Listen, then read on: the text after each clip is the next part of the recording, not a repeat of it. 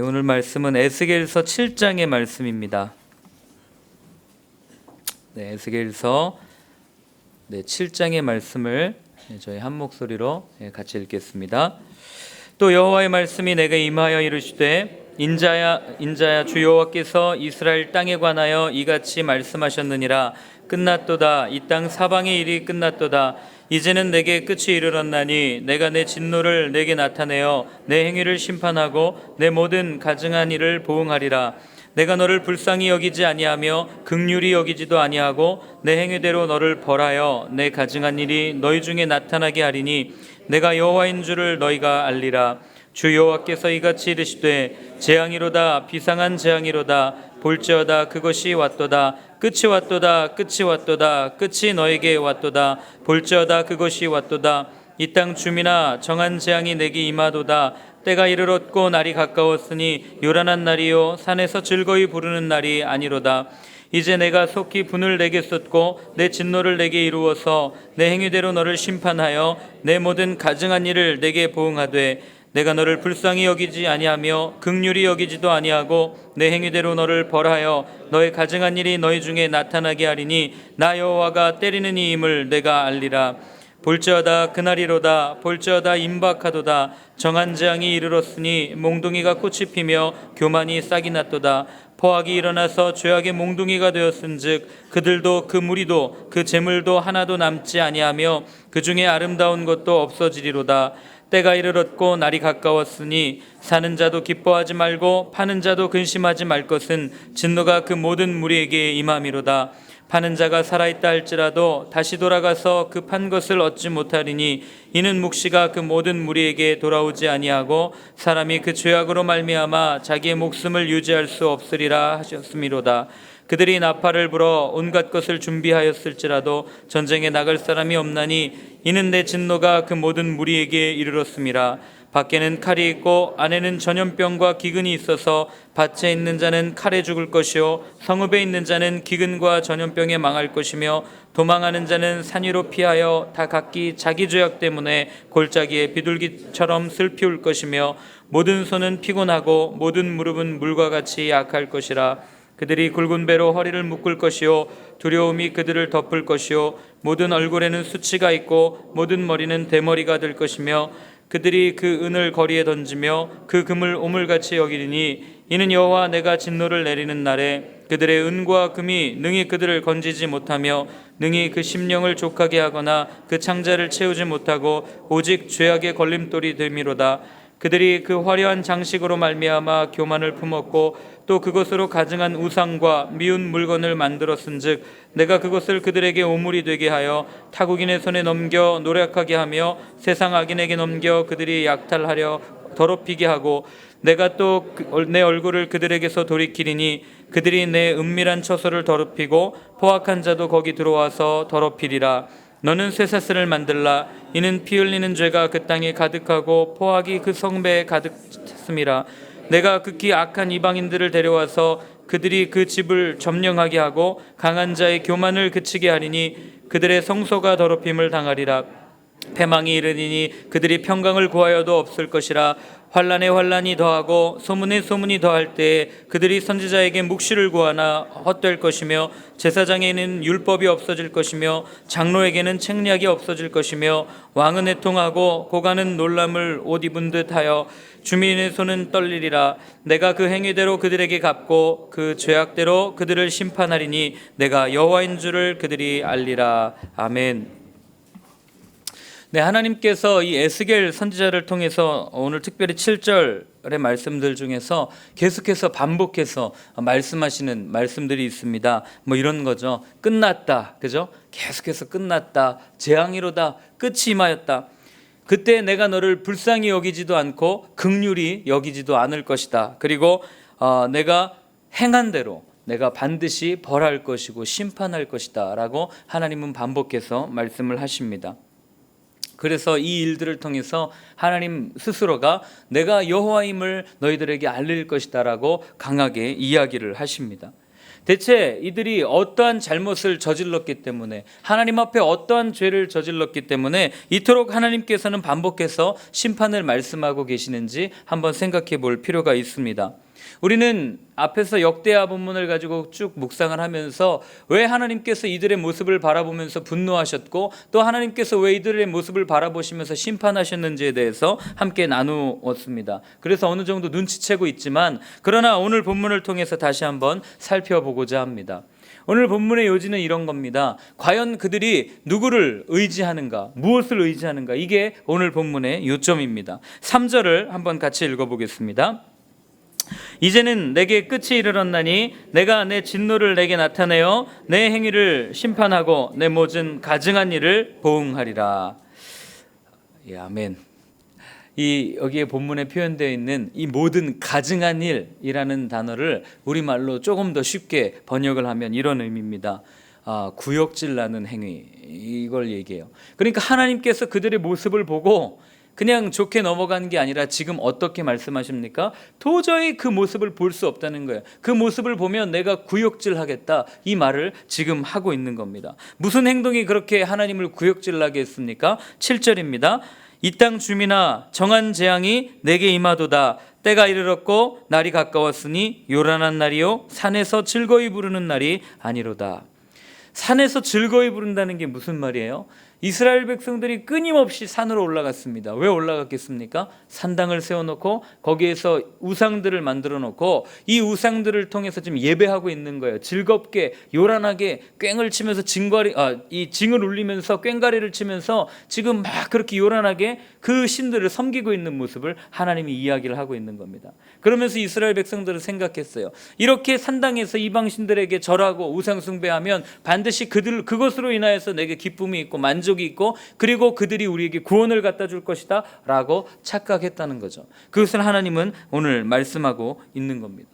여전히 하나님을 섬기지 아니하고 우상을 섬기는 그들의 모습을 바라보면서 하나님은 끝없이 분노하셨고, 그리고 오늘 심판을 말씀하신 거죠. 당시 이스라엘 백성들이 어떤 우상을 섬겼는지에 대해서 오늘 본문은 아주 정확하게 3가지 단어를 통해서 표현해주고 있습니다. 어쩌면 이스라엘 백성들이 섬겼던 그 3가지 우상은 오늘을 살아가는 우리가 그대로 섬기고 있는 우상일지도 모르겠습니다. 먼저 14절부터 17절까지를 한번 같이 읽어보겠습니다. 그들이 나팔을 불어 온갖 것을 준비하였을지라도 전쟁에 나갈 사람이 없나니 이는 내 진노가 그 모든 무리에게 이르렀음이라. 밖에는 칼이 있고 안에는 전염병과 기근이 있어서 밭에 있는 자는 칼에 죽을 것이요 성읍에 있는 자는 기근과 전염병에 망할 것이며 도망하는 자는 산 위로 피하여 다 각기 자기 죄악 때문에 골짜기의 비둘기들처럼 슬피 울 것이며 모든 손은 피곤하고 모든 무릎은 물과 같이 약할 것이라. 눈치채셨습니까? 하나님을 의지하고 하나님 앞에 엎드려져야 될 이스라엘 백성들이 누구를 의지했습니까? 오늘 본문 14절에 하나님이 오히려 거꾸로 얘기합니다. 뭐라고 얘기합니까? 전쟁에 나갈 사람이 없다라고 이야기합니다.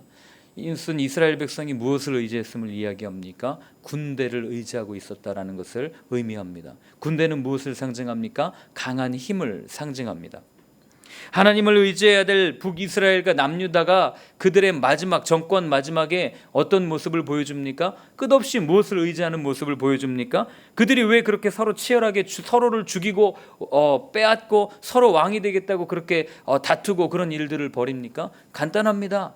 누구를 의지하느냐, 이것 갖고 싸우는 거예요. 애굽을 의지하냐, 아수르를 의지해야 되냐, 바벨론을 의지해야 되냐, 애굽을 의지해야 되냐? 아니다. 그 모든 나라를 의지해서는 안 된다. 우리 스스로를 의지하고 우리를 믿어야 된다. 이거 가지고 끝없이 싸우고 서로 다투다가, 그러다가 결국 남의 나라 눈치 보다가 멸망하는 게 그들의 운명 아니었습니까?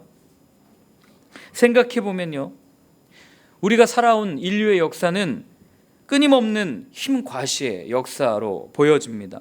자기가 가진 힘으로 더 많은 영토를 차지하기 위해서 끝없이 쟁탈하고, 또 그 뺏긴 사람은 그것을 위해서 또 복수하고, 그리고 또 어떻게 합니까? 내가 가진 힘이 이 정도니까 너희들 내게 굴복해라 라고 하면서 끝없이 강한 힘을 갖고 강한 군대를 갖기 위해 노력해오고 영토 전쟁을 하는 것이 인류의 역사 아니겠습니까? 우리가 만든 조직 또한 그런 거 아니겠어요? 끊임없이 강한 힘을 갖기 위해서 개혁하고 개편하고 재편하고 조직을 만들어 갑니다. 그렇게 끊임없이 강한 힘을 가지려고 하는 이유는 뭡니까? 간단하죠. 더 많은 이익을 얻고자 함입니다. 우리가 흔히 알고 있는 종교 시스템도 다 그런 거 아니겠습니까? 바리새인들이, 사두개인들이, 그리고 중세 로마 카톨릭이 끊임없이 하나님을 의지하지 않고 말씀을 의지하는 것이 아니라 자신들이 만들어 놓은 조직, 자신들이 만들어 놓은 기구, 자신들의 단체를 의지하는 이유가 뭐예요? 강한 힘을 갖기 위해서 그런 거 아니겠습니까? 그러니까 역사 속에 보면 끊임없이 교황들과 왕들이 서임권 가지고 싸우는 이유가 거기 있는 거 아니겠어요? 내가 임명할 거야, 네가 임명할 거야, 이거 갖고 싸우는 거예요. 왜 임명하려고 합니까? 내가 임명해야 내 힘이 더 강하다는 것이 증명되기 때문이죠. 그러나 하나님은 그런 인간을 비웃기라도 하듯이 오늘 뭐라고 말씀하시냐면 그날에는 전쟁에 나갈 사람이 없다라고 분명하게 이야기하십니다. 그날에는 사람들이 그토록 갖고 싶어왔던 그 권력도, 그 힘도, 조직도, 군대도 아무 소용이 없음을 하나님께서는 오늘 선포하고 있다고 하는 사실입니다. 여러분, 우리에게도 반드시 그런 날이 옵니다. 가지고 있던 힘을, 가지고 싶던 힘을 가졌어도 하나님의 심판대 앞에 서는 날이 반드시 오게 된다는 겁니다. 그 날이 오늘일지 혹은 내일일지 아니면 수십 년 뒤일지 아무도 모릅니다. 오직 주님만이 아시는 거죠. 주님이 오라고 부르시면 반드시 주님 앞에 나아가 주님의 심판대 앞에 서기 때문에 그렇습니다. 그렇기 때문에 여러분 절대로 사람을 의지하지 마십시오. 성경은 분명하게 이야기합니다. 그의 호흡은 코끝에 있나니 라고 분명하게 이야기해요. 사람은 우리가 의지할 대상이 아닙니다. 여러분, 힘을 의지하지 마십시오. 힘이라고 하는 것은요, 분명히 강한 것 같지만 언젠가는 이렇게 쇠퇴하게 되어 있습니다. 영원할 것 같은 로마가 멸망했고요, 영원할 것 같은 강대한 나라들이 언젠가는 멸망하는 것들을 보게 됩니다. 끝까지 영원한 강대국은 없습니다. 이것이 역사가 말해주는 사실이죠. 그러니까 강한 힘을 의지할 필요도 없습니다. 그럼 우린 누구를 의지해야 됩니까? 영원하신 팔로, 강하고 크신 편팔로 우리를 끊임없이 안아주시고 우리를 바라보게 하시는 하나님을 의지하면 된다고 성경은 우리에게 끊임없이 이야기를 해주고 있습니다. 여러분, 다윗을 보십시오. 골리앗과 싸우러 나갈 때 어떻게 합니까? 이렇게 얘기하죠. 다들 잘 아시지 않습니까? 너는 칼과 창으로 내게 나오지만 나는 누구로 나갑니까? 만군의 여호와 이름으로 너와 싸우러 나아간다. 그러면서 뭐라고 얘기합니까? 오늘 너를 없앰으로써 하나님만이 하나님이심을 오늘 내가 증명할 거야 라고 이야기하면서 뭐라고 얘기합니까? 전쟁은 하나님께 속한 것이다 라고 분명하게 선포합니다. 여러분, 전쟁에 하나님께 속했다는 게 무슨 말을 의미합니까? 전쟁의 시작, 전쟁의 과정, 전쟁의 끝도 하나님께 속해 있다는 거예요. 그 말은 거꾸로 이야기하면 무엇을 의미합니까? 이 모든 전쟁이 하나님께 속해 있으니까, 이 모든 군대, 이 모든 힘, 이 모든 것들이 하나님께 속해 있으니까 누구를 바라보라고 다윗이 얘기하는 겁니까? 하나님을 바라보라고 이야기하고 있는 것입니다. 다윗이 갖고 있는 건 물맷돌 몇 개밖에 없었어요. 전쟁하면 백전백패죠. 어떻게 이기겠어요? 큰 칼로 나오는데요. 마찬가지입니다. 우리에게는 지금 가진 것이라고는 물맷돌 몇 개밖에 없지만 여러분, 우리가 누구를 의지할 때요? 하나님을 의지할 때, 하나님을 바라보며 나아갈 때 우리에게는 물맷돌 몇 개밖에 없지만 하나님께서는 우리가 보다 더 큰 상대도 쓰러뜨리게 해주실 줄 믿습니다. 그리고 더 큰 힘도 하나님께서 원하시면 갖게 해주실 줄로 믿습니다. 그렇기 때문에 여러분, 하나님을 의지하는 삶이 되시기를 바랍니다. 그리고 19절과 20절을 한번 같이 읽어보겠습니다. 그들이 그 은을 거리에 던지며 그 금을 오물같이 여기리니 이는 여호와 내가 진노를 내리는 날에 그들의 은과 금이 능히 그들을 건지지 못하며 능히 그 심령을 족하게 하거나 그 창자를 채우지 못하고 오직 죄악의 걸림돌이 되미로다. 그들이 그 화려한 장식으로 말미암아 교만을 품었고 또 그것으로 가증한 우상과 미운 물건을 만들었은즉 내가 그것을 그들에게 오물이 되게 하여. 사람들의 머릿속에는요, 끊임없이 돈으로 가득 차 있습니다. 젊은이들에게 왜 삽니까? 그리고 무엇이 되고 싶습니까? 어린아이들에게 무엇이 되고 싶습니까? 라고 물으면 뭐라고 대답하는지 아십니까?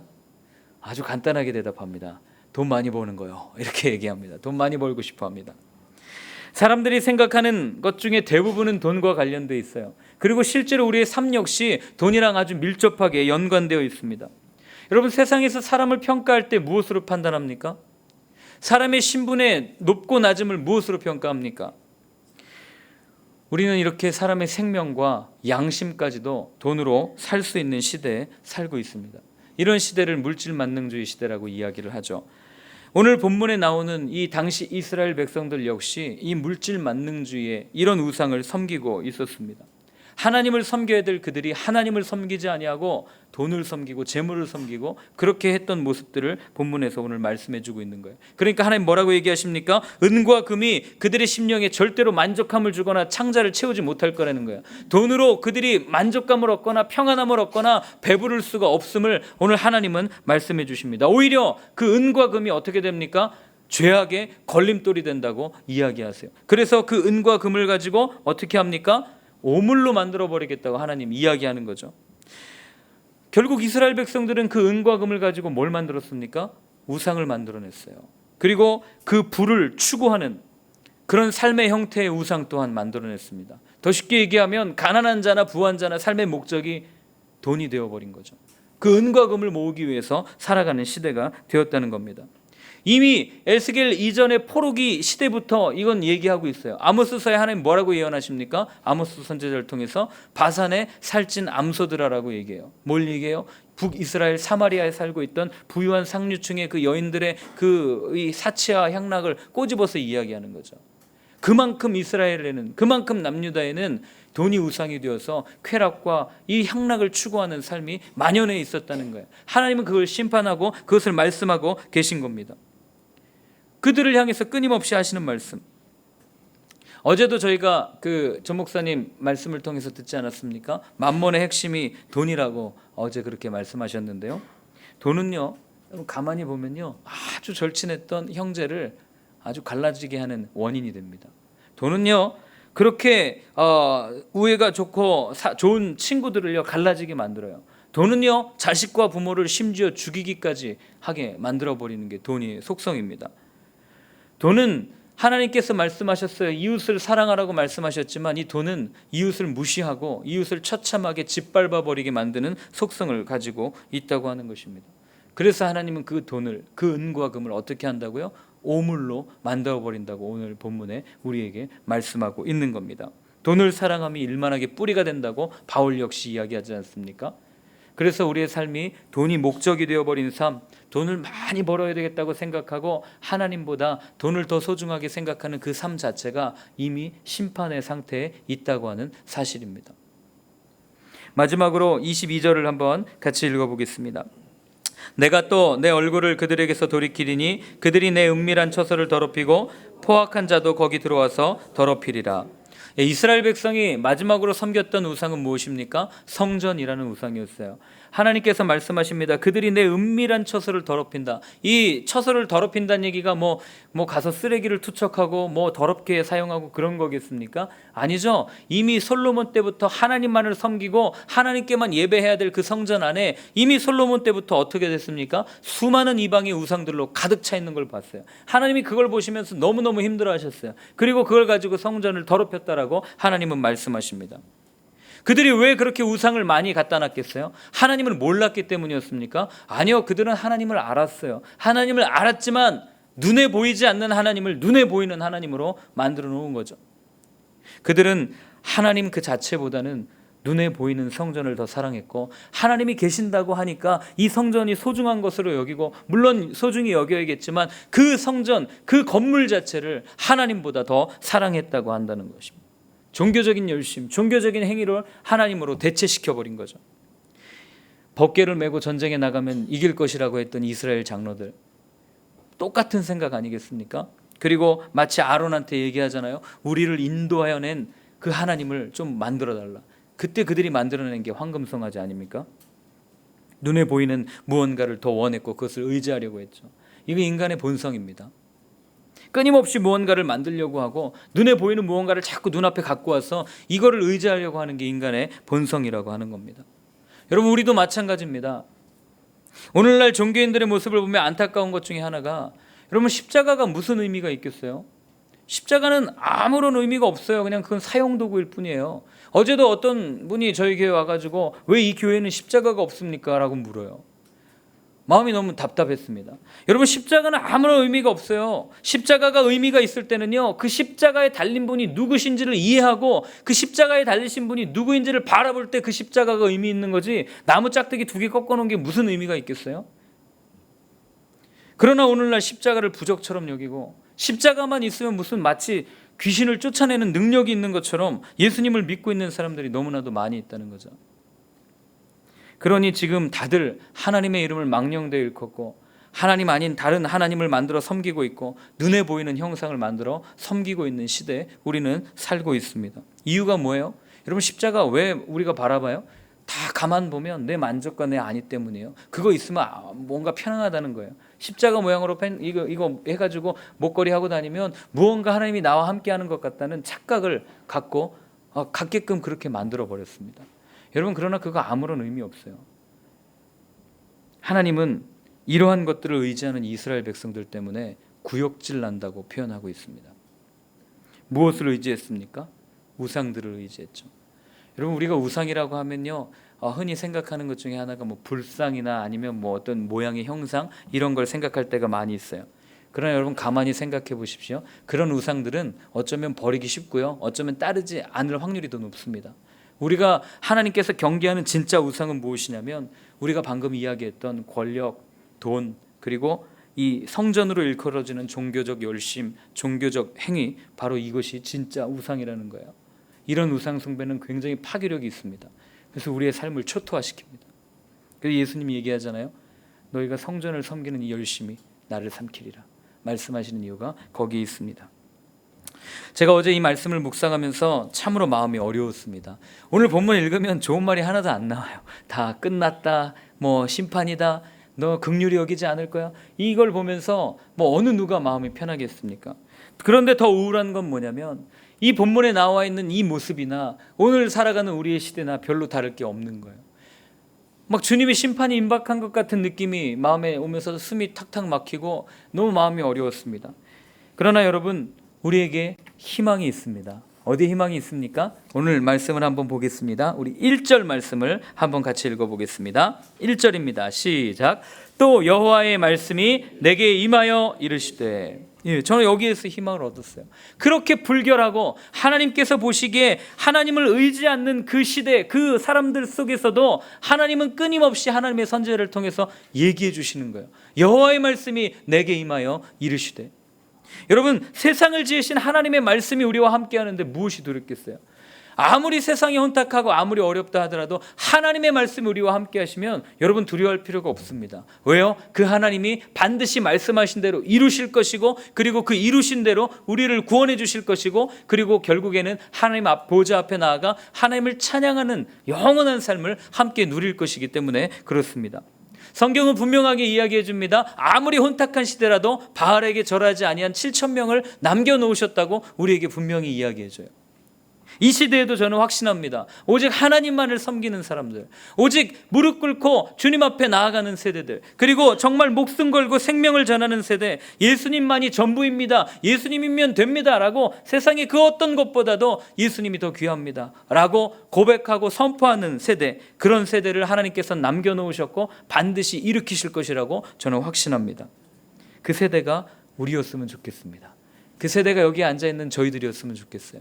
그래서 정말 오늘 에스겔 선지자를 통해서 말씀하시는 것처럼 여호와의 말씀이 내게 임하여 이르시되, 이 말씀이 우리한테 그대로 적용돼서 여호와의 말씀이 우리 가운데 임하여 이르시되, 이렇게 선포하고 나중에 기록될 수 있는 저희들의 신앙의 삶이 되었으면 좋겠습니다. 여러분, 말씀대로 회복될 것입니다. 그리고 말씀대로 승리할 것입니다. 이것을 믿으시고 이 심판의 메시지 가운데 너무 마음 어려워하지 마시고요, 끊임없이 그 심판을 말씀하시는 그 하나님, 끊임없이 그 심판 가운데서도 어떻게 해서든지 이스라엘 백성들을 하나님 앞에 돌아오게 하고자 하는 그 하나님의 마음을 깨달으시고 그 하나님으로 인해서 오늘도 기뻐할 수 있는 저희들 되었으면 좋겠습니다. 함께 기도하겠습니다. 기도할 때 오늘 주신 말씀처럼 하나님, 세상에 너무나도 많은 우상들이 있고, 아니 내 마음에도 너무나 많은 우상들이 있습니다. 하나님, 이 우상들 다 내려놓고 정말 하나님을 구역질나게 하는 행위를 가지고 살아가는 것이 아니라 하나님 한 분만이면 족합니다. 하나님 한 분만이면 세상의 그 어떤 것보다도 귀합니다라고 고백할 수 있는 이 아침이 되었으면 좋겠습니다. 함께 기도하겠습니다. 하나님 아버지, 오늘 에스겔서를 통하여 말씀하여 주셨습니다. 아버지 하나님, 정말 간절히 원합니다. 하나님, 우리 마음에 있는 여러 가지 우상들이 있습니다. 권력도 있고요, 하나님 힘도 있고요, 하나님 그리고 성전도 있고 종교적 열심도 있고, 하나님 돈도 있습니다. 하나님 내 만족과 내 안위도 있습니다. 하나님 끊임없이 세상은 이것들을 추구하라고 하고, 하나님 끊임없이 세상은 이런 것들을 바라보며 달려가라고 이야기하지만, 하나님 그러나 분명한 것은 하나님 그 모든 것들은 유한한 것이고 끝이 있다는 것입니다. 하나님 그것들을 바라보며 추구하는 인생이 되는 것이 아니라 영원하시고 무한하신 그 하나님을 바라보며 하나님을 쫓아갈 수 있는, 그래서 예수님 한 분만이면 족합니다 라고 고백하며 나아갈 수 있는 하나님 저희들의 삶이 되어지기를 원합니다. 하나님, 눈에 보이는 것들을 쫓아가는 것이 아니라 정말 끊임없이 지금도 사랑한다고 말씀해 주시는 그 주님의 음성을 쫓아 나아갈 수 있는 하나님 저희들 될 수 있도록 아버지 하나님 도와주시옵소서. 하나님 아버지, 오늘 에스겔서를 통하여 우리가 함께 말씀을 나누었습니다. 하나님, 세상에는, 아니 우리 마음 안에는 너무나도 많은 우상들이 있습니다. 하나님, 끊임없이 그 우상들을 추구하고 살라고 우리에게 이야기하지만, 그러나 오늘 하나님께서 말씀하여 주신 것처럼 이 우상들을 내려놓고 하나님 한 분만이면 됩니다 라는 마음을 가지고 살아갈 수 있는 저희들 될 수 있도록 주님 늘 우리 가운데 충만하게 임하여 주시옵소서. 이제는 십자가에서 우리의 모든 우상들을 부수시고 승리하신 예수 그리스도의 은혜와 하나님 아버지의 크신 사랑하심과, 그리고 그 순결한 세대로 주님만이면 됩니다, 주님 한 분만이면 됩니다라고 고백하는 세대로 우리를 부르시는 성령님의 부르심이 말씀으로 살겠다고, 말씀으로 회복될 것을 기대하며 기도하는 모든 분들 위해 지금부터 영원까지 늘 함께하여 주옵시기를 간절히 축원하옵나이다.